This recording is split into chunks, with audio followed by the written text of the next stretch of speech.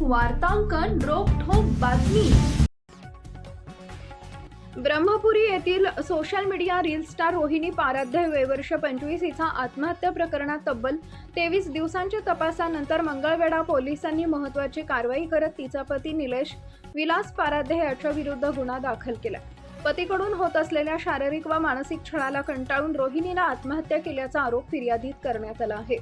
पोलिसांनी दिलेल्या माहितीनुसार दिनांक 26 मे रोजी दुपारी 3:30च्या सुमारास ब्रह्मपुरी हद्दीतील ग्रामपंचायत हॉटेलमधील राहत्या खोलीत रोहिणी पाराध्य हिने गळफास घेऊन आत्महत्या केली होती।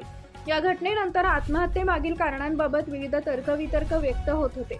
प्रकरणाचा सखोल तपास करताना पोलिसांनी मोबाईल कॉल डिटेल रेकॉर्ड तसेच इतर पुराव्यांची पडताळणी केली। तपासादरम्यान निलेश पाराध्य हा मागील वर्षभरापासून रोहिणीला तिच्या इच्छेविरुद्ध हॉटेलमध्ये काम करण्यास भाग पाडत असल्याचे समोर आले।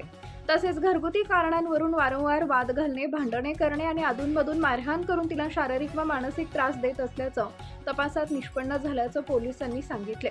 या सततच्या छळाला कंटाळून रोहिणीला टोकाचं पाऊल उचलल्याचा आरोप तिचे वडील बाळू गिरजप्पा शिवशरण राहणार अर्धनारी यांनी दिलेल्या फिर्यादीत केला आहे।